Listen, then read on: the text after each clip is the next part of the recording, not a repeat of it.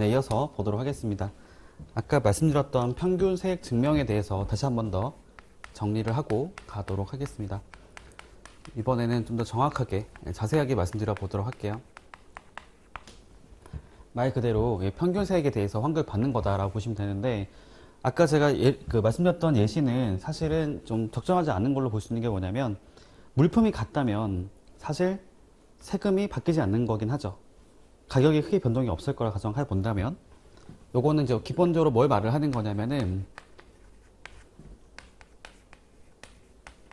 HS 코드 10단위가 일치하는 물품들 있잖아요. 일치하는 물품들.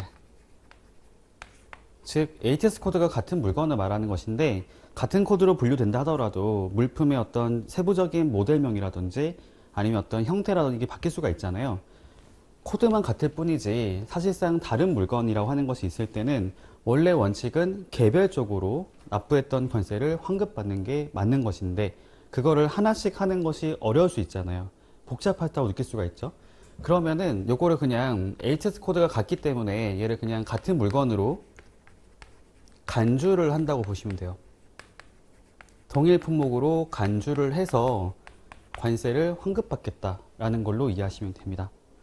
즉 원래는 이 HS 코드가 같다고 가정해 볼게요. 예를 들면 9032라는 세 번이 있어 가정해 볼게요. 9032라는 거는 자동 제어기기 또는 자동 조절기기를 말을 하는데, 이렇게 분류되는 물품이 있다더라도 이게 여러 가지 모델이 나올 수가 있겠죠. 각 모델별로 하는 게 아니라 뭐 A라는 모델, 뭐 B라는 모델, 뭐 C라는 모델이 있는데, 이런 것들을 그냥 어차피 세 번이 같기 때문에 각각 환급을 받는 것이 원칙이지만, 그렇게 하지 않고 이것들을 내가 국내에서, 그러니까 해외에서 수입하게 되거나 아니면 국내에서 매입했던 수량들을 모두 같이 더해가지고 계산을 해서 뭐 A가 10개고 B가 뭐 50개가 좀 수입한 매입한 게 있었고 얘가 30개 가정해 봤을 때 전체 수량이 나오잖아요. 합치면, 그러니까 편의상 여기 100개를 다 보면은 이거에 대해서 내가 납부했던 A란 물품에 납부했던 세금이 얼마가 있을 겁니다. 얘도 있을 거고 네 있겠죠. 얘를 그냥 평균을 내요. 평균. 총 납부했던 이 세금이라 하는 것들을 총 수량으로 나눠 가지고 평균 세액을 산출한다 보시면 돼요. 평균 세액으로 내가 뭐 A든 B든 C든 개별로 환급을 받는 게 아니라, 요거를 이 평균이라는 것들은 단위당 평균 세액을 말하거든요. 그러니까 물품 한 개당 얼마 이렇게 나올 수가 있겠어요. 내가 그 부담했던 관세가 얼마큼 된다라는 거를 각각 환급받는 게 아니라 그냥 얘를 그냥 퉁쳐가지고 요걸로 그냥 환급을 받겠다라고 이해하시면 됩니다. 그러니까 사실 정확하지는 않는 거죠. 정확하지는 않지만 어쨌든 이 한 달 동안에 월 단위로 봤을 때 내가 전체적으로 매입하거나 수입했던 전체의 량을 내가 납부했던, 부담했던 관세 등을 나눠가지고 평균 낸 걸로 그냥 받겠다라는 걸로 이해하시면 되는 부분이고요. 요거 할 때 아까 제가 얘기했던 것처럼 내가 한 달 동안에 이번에 100개를 수입하거나 매입한 게 있다 섰을 때는 여기까지는 여기에 적용되기 맞겠죠. 근데 여기에 초과되는 경우에는 그게 아니라 다른 부분들이 적용될 수 있다고 보시면 되는데, 요거는 매월마다 바뀔 수가 있다고 보시면 되겠고요. 아까 얘기했던 것처럼 요런 것들은 사전에 세관장으로부터 지정을 받아야 돼요. 내가 이게 HS 코드가 같고 평균 세액으로 하겠다라는 것을 지정 신청을 해야 되는 것이고, 지정을 받은 물품에 대해서만 평균 세액으로 관세 환급을 받을 수가 있다라고 이해하시면 됩니다. 그런데 이거를 한다는 거는 내가 기본적으로 수출용으로 사용하겠다라는 전제를 가지고 받은 거란 말이에요. 근데 아까 보신 것처럼 내가 처음에 수입할 때는 수출용이 아니라 국내에서 그냥 판매하려고 갖고 온 거였는데 걔가 목적이 바뀌어가지고 수출을 할 수도 있는 거잖아요. 수출을 하게 됐을 때는 관세 환급을 받아야 되기 때문에 요거는 내가 따로 환급 받겠다라고 얘기했을 때 세관에서 뭐를 말하는 거냐면, 야 아직 100개 다 안 썼잖아. 100개 다 쓸 때까지는 환급 받으면 안 돼 라고 말을 쓴 거고, 그리고 너가 따로 환급 받는 게 있다더라도 이 평균 세액이라 하는 것들을 초과해서 환급 받으면 안 된다고 말을 쓴 거예요. 얘는 지금 평균 세액을 지금 받은 게 있는 것인데, 내가 이거를 개별적으로 따로 이걸 수입했다 하더라도 그걸 하려면은 일단 이거 다 쓰고 해야 되는 것이고, 원래 정해졌던 평균 세액을 초과해서 더 많은 환급을 받겠다라는 거는 안 된다라고 얘기한 겁니다. 이게 바로 여기 나왔던 그거였던 거죠. 11조 제3항이 바로 그 말이었던 것이거든요. 다시 한 번 더 볼게요.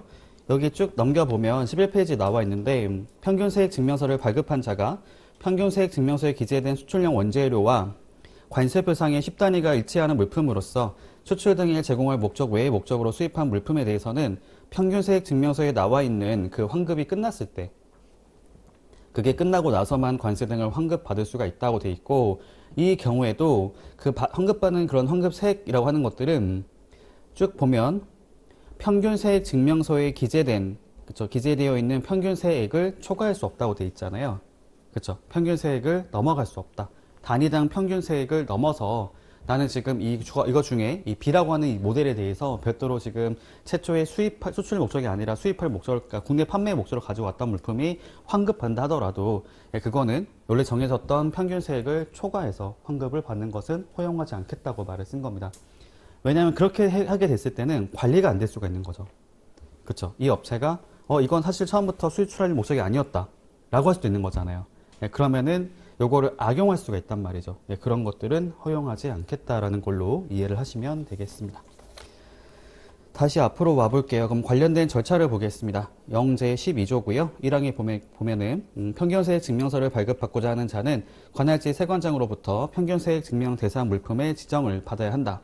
이 경우에 수출용 원재료의 그 HS코드 10단위 또는 소유량이 달라지는 등 평균세액 결정이 곤란하다고 인정하고 관청 따로 정하는 물품에 대해서는 발급 대상으로 지정을 받을 수가 없다라고 하는 게 있습니다. 보통 이게 고시로 가면 나와 있게 되는데 뭐를 말을 하는 거냐면 그런 거 본 적 있으실 거예요. 관세율표 분류할 때 있잖아요. 기타 물품이 나오는 게 있거든요. 기타 물품. 위에서 분류했던 거 말고 나머지 기타라고 나오는 게 있어요. 걔는 엄청 종류가 많아지는 거죠. 같은 세번이 묶여있긴 하지만. 즉, 그 HS 코드라고 하는 것 자체가 자녀호의 성격이 있다고 말을 하는 것들을 말하거든요.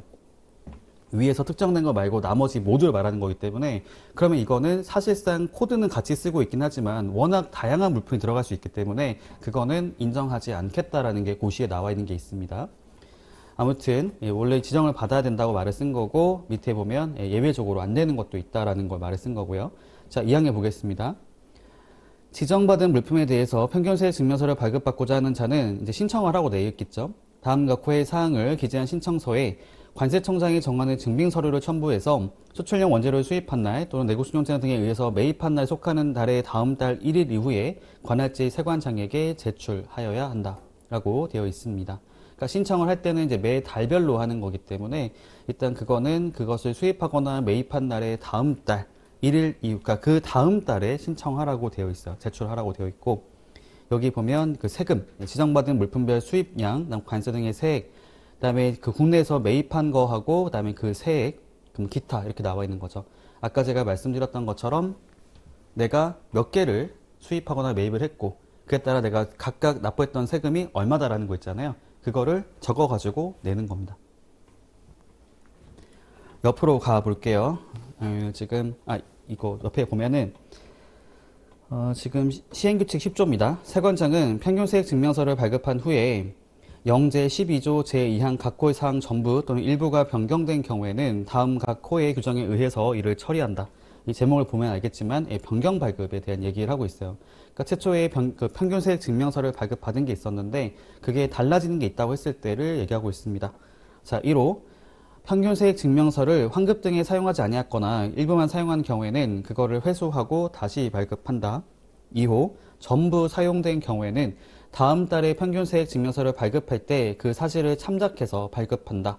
다만 다음 달에 평균세액 증명서 가로 쭉 넘어가면 그것이 발급된 경우에는 이를 회수하고 다시 발급한다. 그러니까 매 월별로 그 사용을 하는 거기 때문에 사용을 다 하지 않은 게 있다고 했을 경우에는 다시 회수하고 변경해서 발급해준다라는 것이고 이미 그 달에 쓸 거 다 썼다 한다면은 그 다음 달에 이거를 감안해서 발급을 하는데 이미 발급이 된 게 있다 한다면은 다시 회수하고 새로 발급한다라고 되어 있습니다. 네, 넘어가도록 할게요. 그 다음에 가운데 보겠습니다. 시행령 제3항 세관장은 평균세액 증명서를 발급한 후에 제2항 각 호에 규정된 그 사항의 전부 또는 일부가 변경된 경우에는 기재부령이 정하는 바에 따라 평균세액 증명서를 발급하여야 한다. 방금 전에 봤던 그 시행규칙 얘기하고 있고요. 4항 평균세액 증명서는 품목번호를 기준으로 매월 수입하거나 매입한 수출용 원재료 전량에 대해서 일괄 신청하게 되어 있습니다. 그렇죠. 아까 얘기했던 것처럼 내가 한 달 동안에 수입하거나 매입한 양이 얼마가 있습니다라는 거를 한 번에 신청이 돼 있는 것이지 1차분, 2차분 이렇게 안 된다는 거예요. 그렇게 하지 않고요. 그러니까 매월별로 전체 수량을 한 번에 신청하게 되어 있는 거죠. 다만 기재부령으로 정하는 경우에는 그러하지 아니하다. 옆에 보면 일괄 발급 신청의 예외라고 나와 있는 것이 있습니다. 1항에 보면은 1호의 평균세액 증명서 발급 신청할 때 누락된 것에 대해서 추가적으로 신청하는 것. 제가 잘못했습니다. 그때 당시에 놓쳤습니다. 라는 것을 있을 때 얘기하고 있고요. 두 번째, 평균세액 증명서를 발급받고자 하는 자의 신청에 의해서 사업장 또는 사업 분야별로 구분해서 발급 신청할 수 있도록 관세청장으로부터 인정받아서 그거를 나눠가지고 일괄 신청하는 경우라고 되어 있습니다. 이렇게 되는 경우에는 이제 일괄 발급 신청이 아니라 따로따로 추가로 발급 신청을 요청할 수 있다라고 보시면 되겠고요. 다시 왼쪽에 여보겠습니다. 밑에 이제 5항 볼 거고요. 1항의 규정에 의해서 지정을 받은 물품에 대해서는 계속해서 평균세액 증명서의 발급을 신청할 의무가 있다고 나와 있고 6항에 보니까 발급을 받아야 되는 수입출력 원조에 대한 수입신고 필증, 그다음 기납증 등은 관세 등의 환급 신청 또는 다음 국내 거래 단계에 따른 기초 원재료 납세 증명서 등의 발급 신청 자료로 사용하지 못한다. 요게 뭘 말을 한 거냐면은 아까 말씀드렸잖아요. 내가 이렇게 100개를 수입한다. 이번 달에 100개를 수입했다. 라고 해서 일괄적으로 신청을 해서 지정을 받은 게 있다고 쳤을 때는 얘를 100개 받은 것 중에 관세 환급을 이걸로 받은 게 아니라 그 중에 일부를 다르게 개별로 하는 게 안 된다고 말을 쓴 거예요.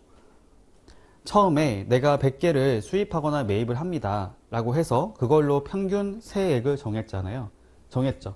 그럼 그거만큼은 다 써야 돼요. 내가 실제로 100개를 아니라 50개만 예로 받고 나머지는 따로 개별적으로 환급을 받겠다. 안 된다는 겁니다. 그거 안 된다고 말을 쓴 거죠. 다음 단계를 말하잖아요. 평균세액 증명서의 발급을 받아야 되는 것들을 그걸로 받은 게 아니라 다음 단계, 그러니까 이거를 그냥 환급 신청을 개별로 하거나 아니면 다음 국내 거래에 따른 다른 환급 사용을 목적으로 국내 거래하는 용도로 사용해서는 안 된다라고 얘기를 한 거고 7항 볼게요. 세관장은 평균세액 증명서에 의해서 환급 또는 기납증 등을 발급하는 것이 수출용 원조료에 대한 관세 등의 세액과 현저한 차이가 있다고 인정하는 경우에는 지정을 취소하게 되어 있습니다. 그러니까 편의상 했던 거잖아요. 단위당 평균세액을 가지고 내가 하나당 얼마씩 관세를 냈다라고 가정하고 이제 환급받는 거였는데 그게 실제로 하는 거랑 너무 차이가 많이 난다고 하는 게 있을 때는 그거를 취소하게끔 하고 그때는 그냥 개별로 환급을 받으라고 할 수 있다라고 보시면 되겠습니다. 옆에 보시면 시행규칙 11조 나머지는 따로 보지 않을게요. 중요한 내용이 아니어서 아까 보셨던 1항만 보시면 되겠습니다. 넘어가도록 하겠습니다. 좀 어려운 부분이었다고 볼 수 있겠는데 넘어가시면 될 것 같고요. 그 다음에 12조로 보겠습니다. 기초 원재료 납세 증명 등 써 있는데 요거 제가 개념을 말씀드리고 갈게요. 기납증과 분증도 저희 시험에 종종 나왔던 내용이고요. 내용이 전혀 어렵지가 않습니다. 제가 두 가지 케이스를 말씀드릴게요. 첫 번째, A라고 하는 사람이 물건을 수입을 했고요. 요거를 B라고 하는 국내 있는 업체한테 공급을 했습니다. 공급을 할 때는 제조를 안 하고 그냥 수입한 상태 그대로 B한테 넘겨줬고 B가 이걸 가지고 수출을 했다 라고 가정해 보고요. 두 번째 케이스는 똑같은 케이스인데 A가 수입을 한 거가 있었고 요거를 B한테 넘겨줄 건데 다만 얘는 처음에 수입한 걸 끝나는 게 아니라 수입한 물건을 국내에서 생산해서 생산된 물품을 공급했다 라고 가정해 보겠습니다. 두 개 차이가 뭔가요? 생산을 안 하고 이 차이밖에 없죠. 자, 국내 거래를 할 때 증빙서류 발급하는 게 있거든요. 왜냐하면 이렇게 봐야 돼요. 수출을 하게 됐을 때는 아까 봤던 것처럼 이제 그 특정 기간 안에 수입된 물품이 있을 때는 관세 등을 환급해 주는 건데 세관에서는 수입했을 때 납부했던 관세 등을 확인이 가능해야 되거든요. 자, 수입하게 되면 뭐가 발급되냐면은 수입신고 필증이 발급돼요. 수입신고 필증에 보면 내가 납부했던 세금이 나와 있습니다. 그러니까 그걸 가지고 확인할 수 있죠. 그죠? 자, 이 경우에는 어쨌든 간에 아까 저희 봤던 것처럼 환급 신청을 할 수 있는 사람은 환급특례법상 2명밖에 안 돼요. 그 물건을 수출한 사람 또는 수출 물품을 생산한 사람만 환급을 받을 수가 있습니다. 즉, 이 사람은 환급을 절대 받을 수가 없는 거죠. 수입자. 여기 A는. 수출을 B가 했기 때문에 B가 수출에 대해서 환급 신청할 수가 있는데요. 근데 이 사람이 수입한 게 아니잖아요. 수입한 게 아니기 때문에 세관이 뭐라 말을 하는 거냐면, 그래서 이거에 대해서 얼만큼 냈어요, 세금을? 라고 얘기할 수 있는 거죠. 관세를 얼만큼 냈습니까? 라고 확인이 필요한 것인데, 이 사람이 수입한 것이 아니기 때문에 이 사람한테 얼마 냈어요? 라고 물어보는 걸로 끝나는 게 아니고, 그거를 별도의 서류에다가 작성을 하는 것이 필요하다 보시면 돼요. 물론 이 수입신고 필증을 보면 나와 있기 때문에 이걸 그대로 내면 되지 않을까 할 수 있는데, 절대로 주지 않을 겁니다. 왜냐하면 수입신고 필증에 보면은 개별 물품의 단가가 다 나와 있기 때문에 그걸 줄 일이 없다고 보시면 돼요. 절대로 안 준다고 보시면 되고, 그럼 그걸 가름해 가지고 이 내가 지금 국내에서, 그러니까 처음에 납부했던 이 납부세액이라고 하는 것들을 증명할 수 있는 서류가 필요한데, 얘가 두 가지가 있거든요. 제조하지 않은 상태로 공급하는 경우에는 분증이라고 하는 것을 발급합니다. 정확히 말씀드리면 수입세액 분할증명서예요. 수입세액 분할증명서라고 하는 게 있고, 줄여가지고 저희가 분증이라고 말을 씁니다. 두 번째, 내가 물건을 국내에서 가공을 했죠. 그러면 같은 케이스이긴 한데 얘는 가공을 한 거기 때문에 서류가 달라지게 됩니다. 요거 저희가 기초원재료 납세증명서라는 용어를 쓰고 있어요. 요거를 줄여서 기납증이라고 부릅니다. 기납증. 얘는 수입세액 분할증명서를 줄여서 분증이라고 부르고요. 얘는 기납증이라고 불러요. 어떤 차이인지 아시겠나요? 일단 이게 왜 필요한 거죠? 납부세액을 증명하기 위한 서류인 거죠. 수출하는 물품에 투입됐던 그 원재료가 얼마만큼 관세 등을 냈는지를 확인하기 위한 용도로서 필요한 것이고, 내가 직접 수입해서 출하는 경우를 한다면은 이게 필요하지 않은 거죠. 국내 거래하는 게 아니니까. 수입신고 필증만으로도 확인 가능하잖아요. 근데 이거를 지금 수입한 자가 아니라 다른 제3자가 물건을 받아서 수출한 거기 때문에, 다른 제3자는 그걸 공급했던 사람에게 얼만큼 세금 냈습니까? 라는 것을 받아야 돼요. 그거를 저희가 아까 말했던 것처럼 납부세액 증명서류라고 말을 쓰는데요. 그걸 공급하는 사람이 제조 가공하지 않고 그대로 공급하게 됐다고 했을 경우에는 분증이라고 하는 걸 발급해 줘야 되는 것이고, 자기가 제조 가공을 하고 나서 물건을 공급하는 경우에는 기납증이라고 하는 것을 발급해서 줘야 됩니다. 이 두 가지 둘 다 용도가 뭐냐면요, 내가 아니라 다른 사람이 환급 받는데 필요하기 때문에 발급해 주는 거예요. 협조를 해주는 거죠. 반대로 말하면 직접 수입한 사람이 아닌 경우에는 이게 없으면 절대로 환급을 못 받습니다. 분증이나 기납증이 없으면 환급을 못 받아요. 이게 반드시 있어야 돼요. 반드시. 양도세액 증명 서류라고 말을 쓰거든요. 그러니까 최초에 납부했던 세금이 얼마인지를 확인하기 위한 용도인 거고, 그거 지금 원래 이 사람이 냈던 세금들을 양도한 거잖아요. 다른 사람한테. 양도세액 증명 서류라고 말을 씁니다. 자, 이렇게 말씀드렸고요. 저희 법조문 보면서 말씀드려 보겠습니다. 자, 12조는 크게 두 가지가 있는 거예요. 기납증과 분증 얘기하는 겁니다. 자, 1항. 세관장은 수출용 원재료가 내고 신용장 등에 의해서 거래된 경우 관세 등의 환급 업무를 효율적으로 수행하기 위해서 대통령령으로 정하는 바에 따라 제조 가공 후 거래된 수출용 원재료에 대한 납부세액을 증명하는 서류를 발급하거나, 여기 괄호 뭐라 적혀 있어요? 기초 원재료 납세 증명서라 써 있죠. 하거나 수입된 상태 그대로 거래된 수출용 원재료에 대한 납부세액을 증명하는 서류인 수입세액 분할증명서라고 하는 것을 발급할 수 있게 되어 있습니다. 이거 왜 필요하다고 그랬죠? 다른 사람이 환급 받는 게 필요하기 때문에. 환급을 받으려면 이게 있어야지만 가능해요. 반대로 말을 하면 공급하는 사람이 발급 안 해주잖아요. 절대로 환급을 받을 수가 없습니다. 안 돼요. 수입신고 필증 주면 되는 거 아니냐? 안 됩니다. 그거는 그 사람이 냈던 돈을 말하는 것이고, 둘 간의 거래 관계를 증명하는 게 있어야 되거든요. 아까 말했던 물품을 국내에서 거래하게 됐을 때 양도세액 증명 서류라고 하는 것이 반드시 있어야 돼요. 반드시.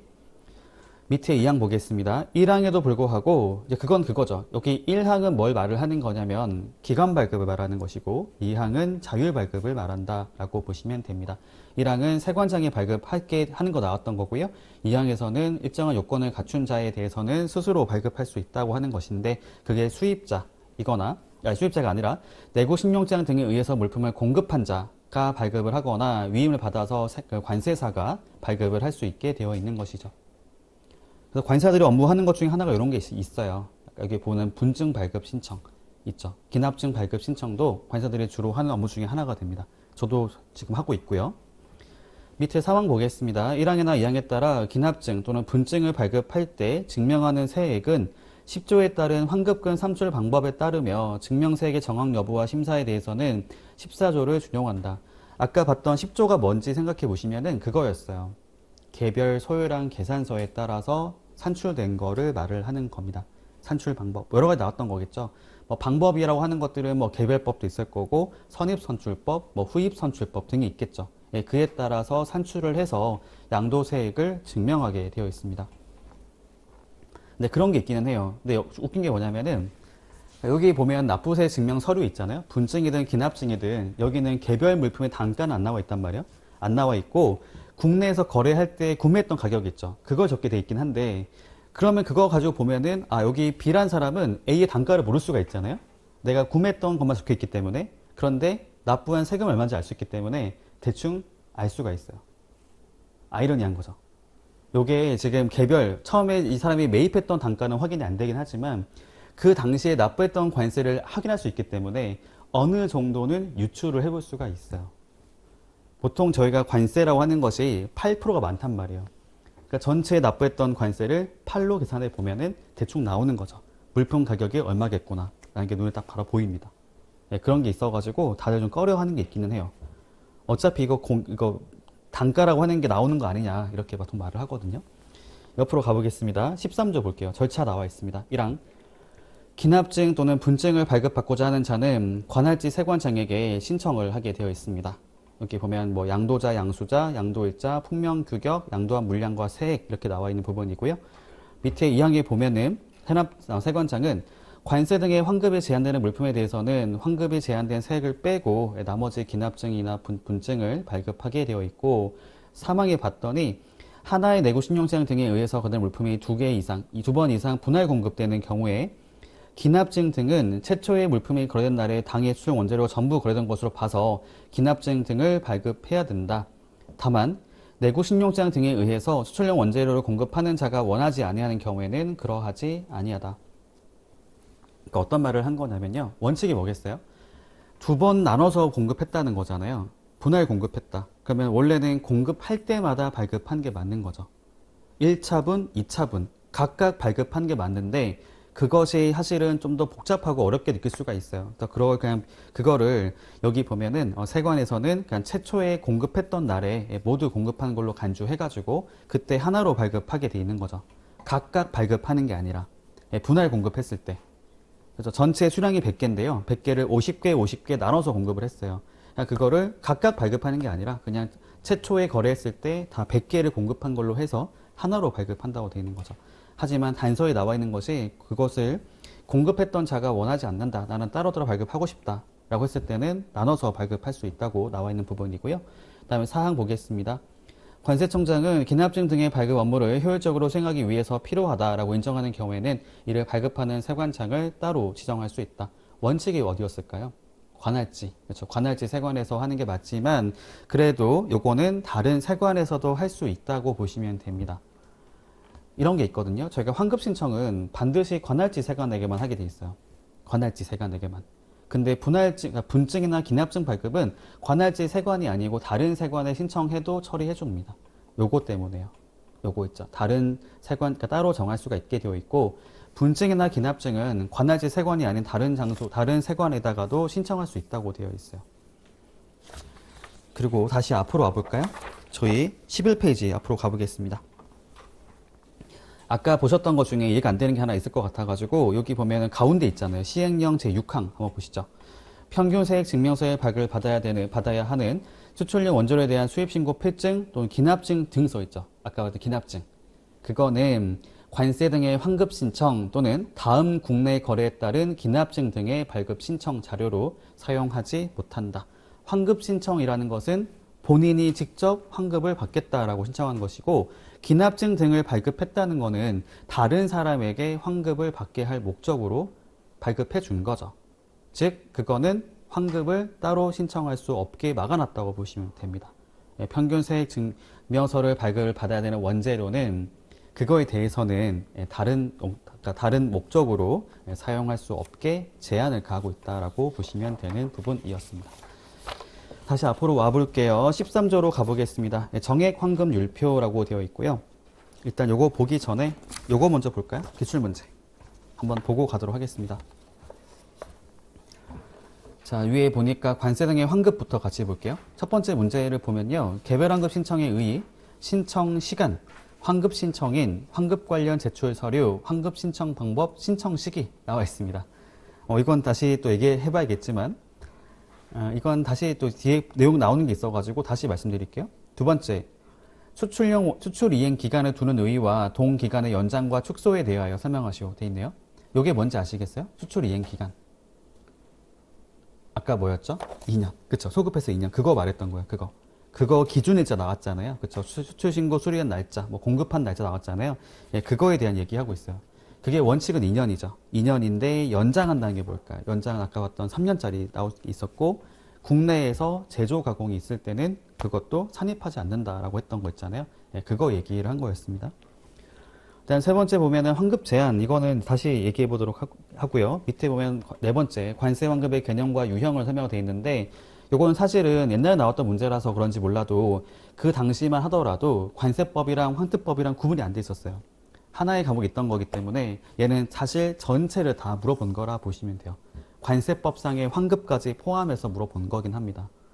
근데 환급특례법만 놓고 말해봤을 때요, 아직 다 보지는 않아가지고 다시 말씀드려야 될 것 같은데, 일단 개별 환급이라고 하는 게 있고 원상태 환급이 있고요. 그 다음에 아까 이제 하나 나오는 게 뭐냐면 간이정액 환급이라고 하는 게 있는데, 그건 다시 말씀드릴게요. 아직 안 봤기 때문에. 밑에 평균세액 증명 등 보겠습니다. 첫 번째 문제 보시면 평균세액 증명과 기납증에 대해서 각각 설명하시오. 되게 문제가 뭔지 모르겠죠. 그냥 다 쓰라고 낸 것처럼 보이잖아요. 이렇게 나온 적도 있었습니다. 옛날에 2017년도 때. 그렇게 오래된 건 아니지만. 근데 요즘에 이렇게 안 나와요. 요즘에는 다 나눠가지고 자세하게 물어봐요. 뭐뭐를 설명하시오 나옵니다. 아까 봤던 그거 있잖아요. 저희 조로 말씀드리면 11조랑 12조로 물어본 거였습니다. 거기에 나와 있는 내용들. 다음 두 번째, 납부세액 증명제도. 요게 뭘까요? 납부세액 증명제도. 두 가지. 그쵸? 요거 두 개 있잖아요. 납부세액 증명 서류인 분증하고 기납증을 물어본 겁니다. 네, 세 번째 볼게요. 중소기업자 A가 자신의 수입한 원재료와 국내에서 구매했던 원재료를 혼용해서 중간재를 가공한 다음에 수출 물품 생산자인 B에게 수출용 원재료로 공급했다. A가 공급한 원재료에 대한 납부세액을 증명하는 서류의 발급 절차와 납부세액을 계산하는 방법을 설명하시오. 이게 뭘까요? 기납증이에요, 기납증. 가공했죠, 가공했잖아요, A가. 가공한 거 가지고 국내에서 이제 공급한 거죠. 그거에 대한 납부세액 증명 서류는 바로 기납증이라고 보시면 됩니다. 다음에 간이정액 환급 다시 말씀드릴 거고요. 밑에 보면 평균세액 증명제도 나온 적도 있었고, 기납증에 대한 의의와 경제적 효과도 나온 적이 있었고요. 맨 마지막에 보면은 납부사실 증명하는 서류에 대해서 약수라고 수출 이행 기간에 대해서 설명하시오 라고 되어 있습니다. 납부사실 증명 서류라고 하는 것이 뭐뭐가 있을까요? 납부사실 증명 서류. 뭐가 있을까요? 분증? 그쵸. 분증도 있고, 기납증도 있고, 하나 더 있겠죠. 수입신고 필증. 그쵸. 직접 수입하는 경우라면 수입신고 필증이 있을 거고, 그걸 국내에서 양도하는 경우에, 그러니까 공급하는 경우에는 그거가 안 되기 때문에 분증과 기납증까지 들어가게 되는 거죠. 세 가지가 들어간다 보시면 되고요. 수출이행 기간 뭔지 아시죠? 아까 같이 봤던 거잖아요. 그쵸. 저희가 소급해서 계산하는 거 내용 나왔던 거를 말했던 거였습니다. 네, 이렇게 보시면 되겠고요. 다시 저희 법령집으로 와보겠습니다. 그 다음에 13조 가볼게요. 정액 환급 율표입니다. 말 그대로 정액 환급 율표거든요.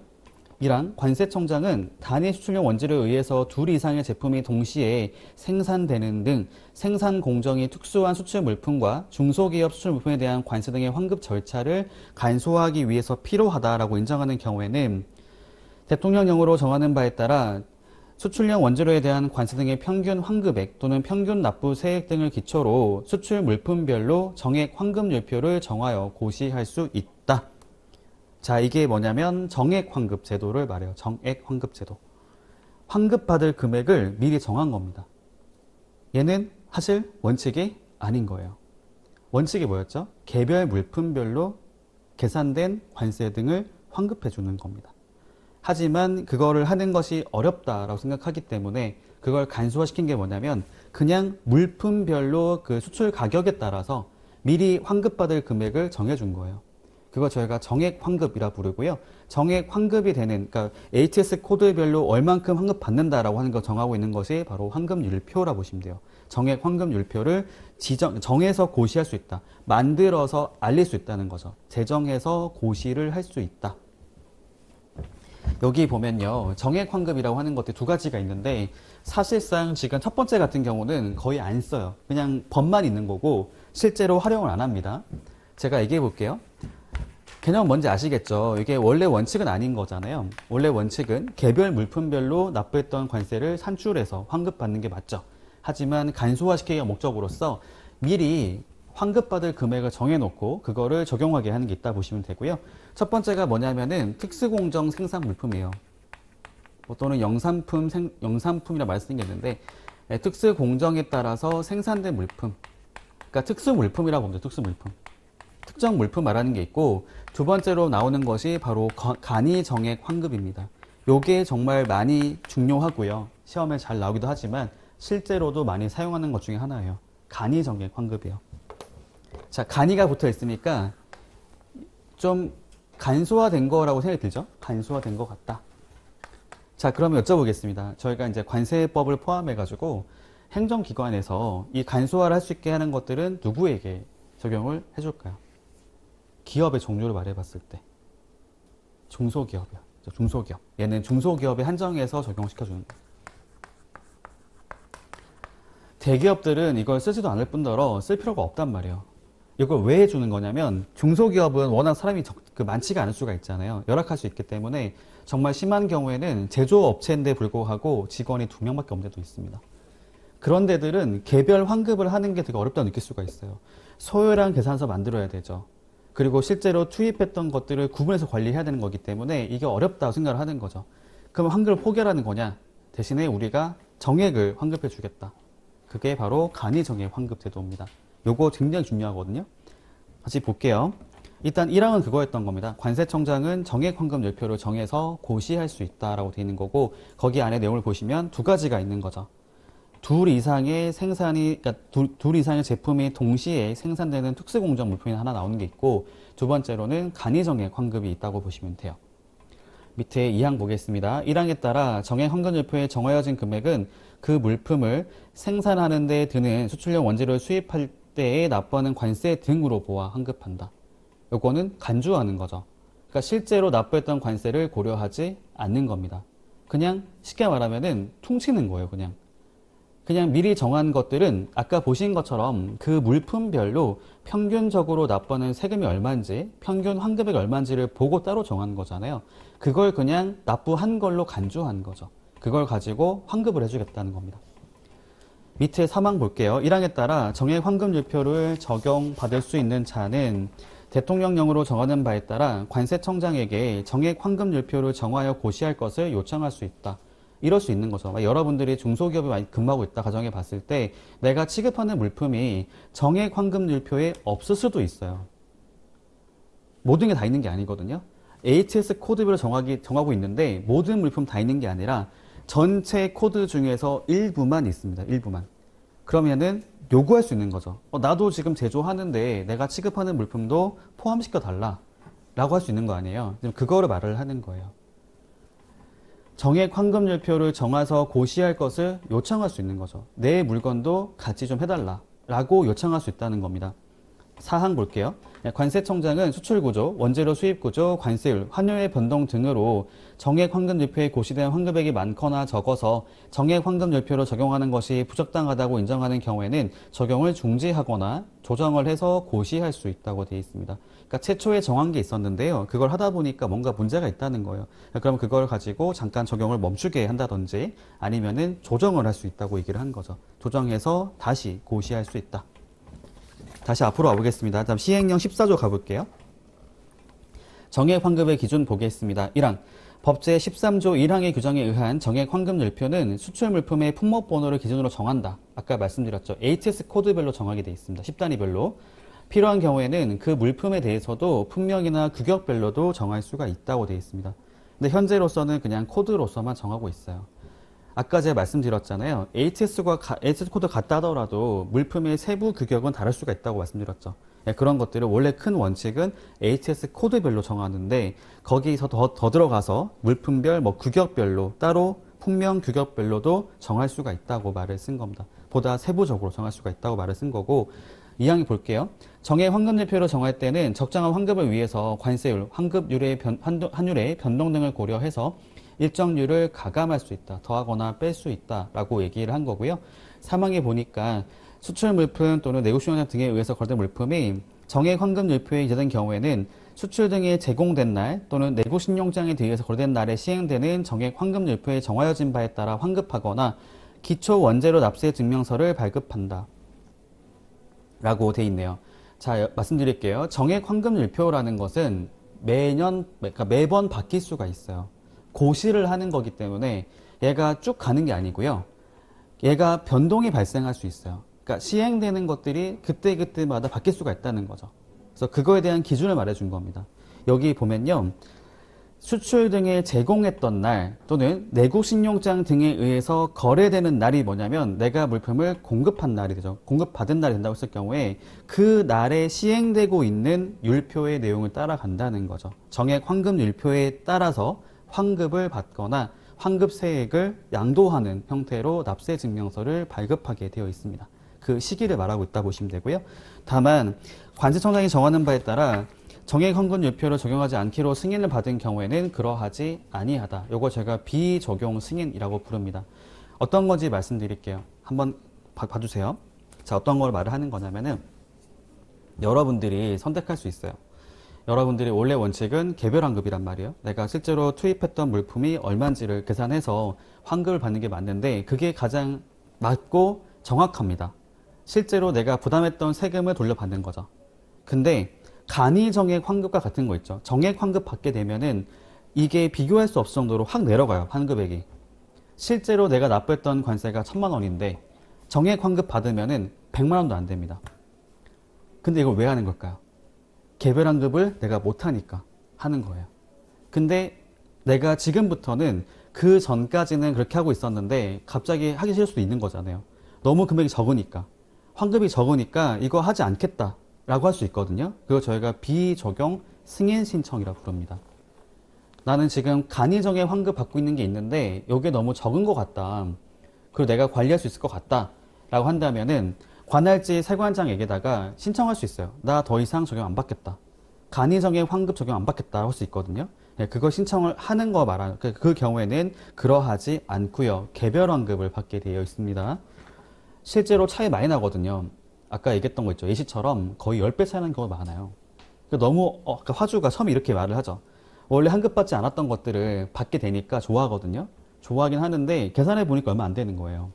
그럼 나중에 화를 냅니다. 이거 그냥 다 받게 해달라고. 제가 뭐 세건도 아니고 그죠? 저한테 말을 해서. 그럼 제가 얘기를 하죠. 그렇게 하시려면 자 BOM을 가지고 오세요 라고 말을 합니다. 각각 개별적으로 이게 무슨 건으로 수입된 건지 저한테 알려주셔야 됩니다 라고 말을 하거든요. 그러면은 포기 이렇게 하는 경우가 많습니다. 그만큼 어려워해요. 많은 업체들이. 밑에 가볼게요. 사항입니다. 15조 규정에 의한 정액 환급률표가 적용되는 물품에 대해서는 16조 규정에 의한 정액 환급률표를 적용하지 않는다. 여기 뭐를 말했던 거냐면요. 밑에 보면 15조, 16조가 이제 법을 말하는 게 아니라 시행령을 말했던 것인데 15조는 특수공적 물품이고 16조는 간이정액 환급이죠. 얘네들은 동시에 할 수 없다는 거예요. 두 중에 하나만 할 수 있다는 것이지 동시에 할 수 없다고 말을 쓴 거고. 자, 5항 보겠습니다. 제3항 단서에 따라 비적용 승인을 받은 자의 모든 수출 물품에 대해서는 정액 환급률표를 적용하지 않는다. 요게 뭐를 말을 한 거냐면은 내가 원래 개별 환급을 받을 수가 없을 것 같아서 정액 환급률표에 따라서 환급을 받겠다라고 했다가 안 받겠다라고 할 수 있잖아요. 그러면은 그때부터 모든 물품에 대해서는 정액 환급률표를 적용받지 않는 겁니다. 무조건 개별 환급으로 간다고 보시면 돼요. 6항 제3항의 단서에 따라 비적용 승인을 받은 자가 관세청장이 정하는 바에 따라 정액 환급률표의 적용을 신청하거나 다시 비적용 승인을 신청하는 경우에는 그걸 받은 날부터 승인 받은 날부터 2년 안에는 다시 신청할 수 없다고 돼 있어요. 한 번 내가 안 받겠다라고 하든지 한 번 하겠다라고 했을 경우에는 2년까지는 계속 유지를 해야 됩니다. 그러니까 순간의 판단에 의해 가지고 바뀔 수가 있는 거죠. 다만 다음 각호의 어느 하나에 해당하는 경우에는 2년 이내라도 신청할 수 있다고 예외를 두고 있어요. 1호, 소요랑 계산서의 작성이 곤란하게 된 경우가 있는데 그게 뭔지 봤더니 생산 공정의 변경 등에 따라서 내가 작성하는 것이 어렵습니다 라고 하는 거죠. 그 말인즉슨 개별 환급을 받겠다고 했다가 안 될 것 같은데요 라고 해서 다시 돌아가는 거 말을 하는 거겠죠. 2호, 정액 환급지표에 의한 환급액이 산출된 환급액의 70%에 미달하게 된 때라는 거예요. 그러니까 개별 환급으로 하는 거랑 정액으로 하는 거랑 너무 차이가 많이 난다는 거죠. 그러면은 다시 적용 안 받겠다라고 신청을 할 수 있는 부분이고, 그다음에 세 번째, 비적용 승인을 받은 날부터 적용 승인을 신청한 날까지 관세 등을 환급받은 실적이 없을 때. 그러니까 세관이 우려하는 게 뭐냐면요. 요거를 이제 악용하는 경우가 발생할 수도 있거든요. 기존에 내가 관리가 안 됐던 것들은 간이로 받으려고 하고 정액 받으려고 하고 나중에 관리가 될 것 같은 게 있을 때는 소요량 계산해가지고 받겠다 이런 거 인정 안 해주고 있어요. 안 해주고 있는데 그런 것을 하게 되면 사실상 이제 과다 과소 환급의 우려가 있다고 볼 수가 있는데요. 일단 그런 게 없었다, 실제로 받은 게 없었다고 했을 경우에는 2년이 경과되지 않더라도 신청을 할 수 있게 기회를 준다라고 보시면 되겠습니다. 밑에 7항 가볼게요. 비적용 승인을 받은 경우에는 그 승인을 받은 날 이후에 수출 등에 제공되거나 내구식량시장 등에 의해서 거래된 물품에 대하여 정액 환급여표를 적용하지 않고 6항에 따라 적용 승인을 받은 경우에는 그 승인을 받은 날 이후에 제공되거나 국내에서 거래하는 물품에 대해서 정액 환급여표를 적용한다. 그러니까 적용 시기를 말을 하는 거겠죠. 비적용 승인을 받았다. 그러면은 그 전에 수입됐던 거는 적용을 받지 못합니다. 어떤 말을 하는 건지 말씀드릴게요. 여러분들이 계속해서 물건을 수입하고 있었는데 아까 얘기했던 것처럼 너무 환급이 적은 것 같은 거예요. 그래서 내가 오늘부터 그 전에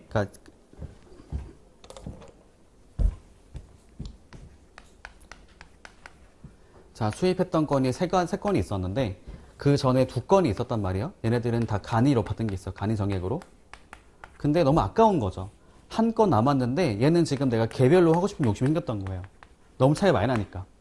그래가지고 얘가 지금 수입신고 수행 날짜가 뭐 이러면 2022년 뭐 1월 1일이고 22년 뭐 1월 3일이고 뭐 1월 뭐 4일로 간주해 보겠습니다.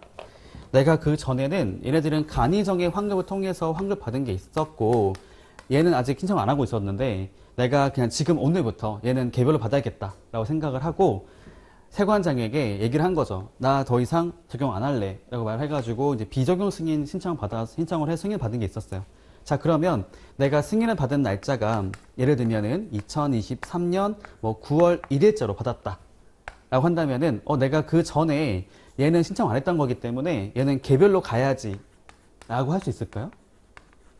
안 된다는 거예요. 비적용 승인을 받은 날 이후에 수입된 물품부터 적용되는 겁니다. 그 전에 거는 안 된다는 거죠. 실제로 이런 사례들이 있어요. 예전에 수입했던 물건이고 환급 받을 거 남아있는 게 있었는데 얘는 지금 금액이 크니까 간이가 아니고 개별로 받겠다. 그러니까 지금 당장 비적용 승인을 받아가지고 얘는 개별로 돌리자라고 할 수 있잖아요. 안 됩니다.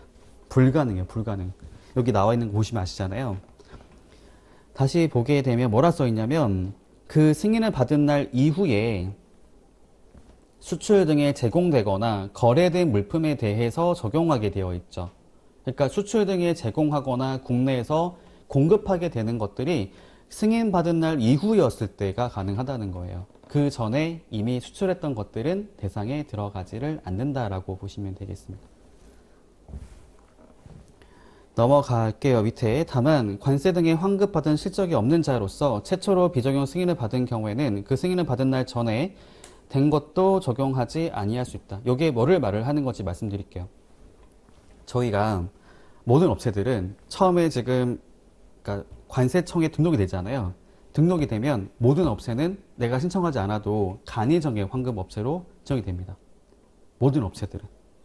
심지어 대기업도 마찬가지예요. 기본 세팅이 이렇게 돼 있어요. 세팅이. 그러니까 내가 개별로 하겠다라고 하게 되는 경우에는 세관에다가 비적용 승인 신청을 해야 됩니다. 그런 경우라고 한다면은 내가 최초에 간이정액 환급을 받고 있다가 안 하겠다고 한 게 아니잖아요. 그냥 자동 세팅이 됐던 거죠. 지금 그거 말을 하는 것이거든요. 단서를 보시면 나와 있잖아요. 관세 등의 환급을 받은 실적이 없는 자로서 최초로 비적용 승인을 받은 경우, 이게 바로 모든 업체가 첫 거래할 때라고 보면 돼요. 처음에 할 때. 기본 세팅이 이렇게 돼 있습니다. 기본 세팅이. 억울할 수 있잖아요. 난 아무도 한 게 없었는데 내가 간이정액 환급 받고 싶다고 얘기한 것도 아니었던 거잖아요. 그렇기 때문에 그 경우에 예외적으로 그 전에 수출 등에 제공되거나 거래된 것들도 정액 환급율표를 적용하지 않는다. 이 말이 뭘까요? 개별 환급으로 진행할 수 있다고 말을 쓴 겁니다. 최초로 하는 경우 있죠. 최초.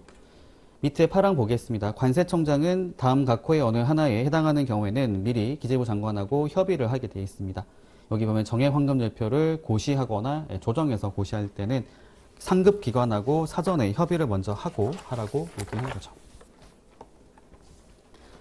자, 밑에 보겠습니다. 15조 나와 있고요. 특수공정 물품의 정액 환급 나와 있는데 여기 1항에 보니까 그러니까 특수공정 물품 정액 환급율표 정할 때는 최근 6월 이상 기간 동안에 수입 또는 매입한 원재료의 평균 환급액, 평균 납부 세액을 기초로 하게 되어 있어요. 그러니까 정액 환급 정할 때는 평균적으로 특정 물품에 대해서 얼만큼 납부했는지, 환급 받았는지를 보고 결정하게 되는데 그게 최소한 여기 보면 6월 이상 기간이죠. 최근 6개월 이상의 기간 동안의 평균 납부 세액, 평균 환급 세액을 보고 정하게 되어 있습니다. 그다음에 2항 관세청장은 이런 것들을 할 때 필요하다면 생산자에게 관련 자료의 제출을 요청할 수 있게 되어 있고요. 3항에 보시면은 자, 적용받는 자는 수출 물품별로 관세 납부 세액, 그러니까 제조 공정의 변동 등에 관한 사항을 관세청장에게 신고하게 되어 있고 이 경우에는 그걸 보고 이제 조정해서 고시할 수 있다라고 얘기하고 있습니다. 밑에 간이정액 환급도 마찬가지였던 거고요. 여기 한번 볼게요. 1항 관세청장은 중소기업의 수출 물품에 적용하는 정액 환급율표를 정할 때는 아까랑 동일하게 최근 6월 이상 기간 동안에 평균적으로 납부했던 환급받았던 세금을 가지고 그걸 고려해서 환급율표를 정하게 되어 있는 부분이고 단서 볼게요. 다만 최근 6월 이상의 기간 동안 환급 실적이 없거나 미미해서 평균으로 하는 것이 불합리하다라고 판단했을 경우에는 그 직전에 간이정액 환급율표의 환급세액을 기초로 해서 정할 수가 있다라고 되어 있습니다. 그러니까 기본 원칙은 이거죠. 지금 내가 관세청장인데요. 환급율표를 정해서 고시하려고 합니다. 그러면 해야 될 게 뭐냐면 최근 6개월치에 대한 평균 납부세액하고 환급세액을 봐야 되는 거죠. 근데 그것이 없거나 미미하다라고 한다면은 그걸 갖고 하는 게 아니라 바로 그 전에 내가 고시했던 그 율표를 가지고 정할 수가 있다라고 말을 쓴 거였어요. 2항 보겠습니다. 간이정액 환급율표는 기재부령이 정하는 자가 생산한 수출 물품에만 적용한다. 이 경우에 서로 다른 경우에는 생산자가 직접 환급을 신청하는 경우에 한한다. 요게 굉장히 중요한 말입니다. 요거랑 옆에 보면 나오는 거 있잖아요. 그러니까 시행규칙 12조. 요거는 반드시 암기하셔야 됩니다. 요게 정말 중요한 내용이거든요. 설명을 드릴게요. 간이정액 환급은 어떤 거를 전제로 하는 거냐면 중소기업으로서 제조업체만 적용을 받을 수가 있습니다. 중소기업 중에서 제조를 하는 업체만 받을 수가 있어요. 제조 안 하면 환급 신청 못 합니다. 중소제조업체만 가능해요. 가능하고요. 그리고 이제 그게 간이정액 환급이라고 하는 게 뭘 말을 하는 거냐면은 이렇게 보면 돼요. 여러분들이 물품을 수출을 하게 됩니다. 근데 이게 전제가 있죠.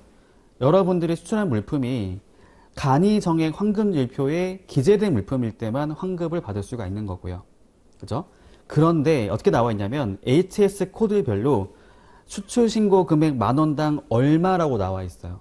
10,000원당 뭐 10원 어떻게 나오거든요. 10원 또는 20원 나오는데 여러분들이 100만원 수출을 하잖아요. 100만 수출 신고 가격 100만원이다. 얼마가 될까요? 얼마죠? 100 곱하기 10원 1,000원인가요? 1,000원이죠. 1,000원 환급 받는 거 1,000원 환급. 그렇게 돼 있습니다. 그렇게 받는 거예요. 내가 실제로 납부했던 관세가 1,000원이 아닐 수가 있잖아요. 그런데 아까 말했던 대로 미리 정해져 있는 정액으로 받는 거죠. 정액으로 환급 받는 것인데 그게 엄청 적어요. 적기 때문에 다들 사실 별로 신경을 안 쓰는 업체 많습니다. 그냥 안 받는 것보다는 받는 게 나으니까 해달라고 하긴 하는데 이게 비교가 안 되거든요. 워낙 세금이 적어요. 환급받는 세금이. 하지만 정부庁이런 거죠. 어차피 못 받을 만한 것들을 받게 준 거니까 언감생심이라고 생각할 수 있는 거죠. 근데 전제가 있어요. 아까 얘기했던 것처럼 체크할 게 뭐냐면 이 항에서 생산하는 말 보이시죠? 생산하는 수출 물품에만 적용하는 겁니다. 아까 제가 말씀드렸잖아요. 가운데 시행령 보시면 나와 있잖아요. 생산하는 물품만 적용 대상에 들어간 거예요. 우리나라에서 물품을 수출을 하는데 국내에서 생산된 것이 아닌 경우에는 환급을 받을 수가 없습니다. 여쭤볼게요. 개별 환급에서는 생산이 필수였나요? 아니었죠. 원상태로 수출하는 경우에도 환급을 받을 수가 있었습니다. 간이정액 환급은 반드시 국내에서 생산을 거친 것만 가능합니다. 우리나라에서 생산한 것인데 중소기업이 했을 때를 말을 하는 거죠. 그리고 밑에 그 뒤번째 후단에 보시면요. 수출자와 생산자가 다르다라고 했을 때 아까 그거 기억나세요? 환급 신청인 제가 말씀드리면서 2명 가능하다고 얘기했잖아요. 수출자, 생산자 가능하다고 말씀드렸는데 간이정액 환급은 생산자만 신청할 수 있어요. 다만 그건 있겠죠. 수출자와 생산자 같은 경우를 한다면은 그때는 둘 다 가능해요. 어차피 같은 사람이니까. 하지만 A가 물건을 만들었는데 B가 수출을 한다. 그러면은 B의 명의로는 절대로 신청을 못 합니다. A가 신청이 돼 있어요. 왜요? 생산이 전제되어 있기 때문인 겁니다. 생산자만 신청할 수 있게 돼 있어요. 옆에 시행규칙 12조까지 보고 좀 쉬겠습니다. 간이정액 환급유표의 적용 대상으로 나와 있는데 요게 엄청 중요해요. 요게 정말 중요한 내용이니까 꼭 암기해 주시고요. 볼게요. 중소기업자로서 다음과 코의 요건을 모두 갖춘 자를 말한다라고 되어 있고, 자, 1호를 보니까요. 환급 신청에 속하는 연도의 직전 2년간 매년도 환급 실적이 6억 원 이하일 것입니다. 그러니까 지금 신청했던 연도가 올해다. 2023년 가정에 봤을 때 그러면은 2022년, 2021년 동안에 매 연도별로 환급받은 금액이 6억 원이 넘으면 안 된다는 거죠. 그러니까 좀 영세한 업체를 말하는 거고, 두 번째, 환급 신청이 속하는 연도의 1월 1일부터 신청한 날까지의 환급 실적이 6억 원 이하일 것입니다. 어떤 차이인지 아시겠나요? 자, 가정해 볼게요. 여러분들이, 자, 오늘 9월 16일이죠. 2023년 9월 16일인데, 여러분들이 많이 신청을 한다. 가정해 본다면, 일단은 두 가지를 봐야 될 것인데요. 일단 올해 빼고 작년과 그 전년도에서 봤을 때 각각의 연도 동안 평균적으로 받았던 환급 실적 또는 기납증 발급 실적 나와 있죠. 기납증 발급 실적이 6억 원 초과되면 땡. 일단 그게 넘지 않아야 되는 거고, and 플러스 올해죠, 올해. 환급 신청에 속한 연도, 그러니까 올해 2023년 1월 1일부터 9월 16일까지 기간에 대해서 환급받은 금액이 6억 원 넘으면 안 된다고 말을 쓴 거죠. 즉 올해 전년도 그 전년도까지 다 고려한다고 보시면 되겠습니다. 그렇죠? 그렇게 나와 있는 거죠. 그게 다 충족됐을 때 한해서 간이정액 환급을 신청할 수가 있는 겁니다. 간이정액 환급은 엄청 중요해요. 엄청. 예, 중요하기 때문에 얘는 또 나올 수가 있고요. 저희 시험에서도 나온 적이 있었던 문제였습니다. 이거 꼭 챙겨봐 주시고, 내용 어렵진 않으시죠? 예, 간이정액 환급이라는 것은 기본적인 전제가 중소기업으로서 생산하는 물품에만 적용된다고 했던 것이고요. 이 업체가 이제 환급 실적을 가지고 따지는 게 있는 것인데, 신청일 전년도라 그 전년도에 매년도 환급 실적이 6억 원 이하야 된다는 것이고, 올해 신청했던 그 연도에도 1월 1일부터 신청한 날까지 기간에 대해서 환급받은 실적이 6억 원 넘으면 안 된다라고 말을 쓴 겁니다. 그 모든 것들이 충족됐을 때 간이정액 환급을 신청할 수 있게 되어 있어요. 하지만 실제로 환급받는 세금이 크진 않다는 것이죠. 그게 딜레마예요, 딜레마. 딜레마 좀 빠져 있긴 합니다. 일단 조금 쉬었다가 저희 10분은 쉬었다가 마지막 시간 갖도록 하겠습니다.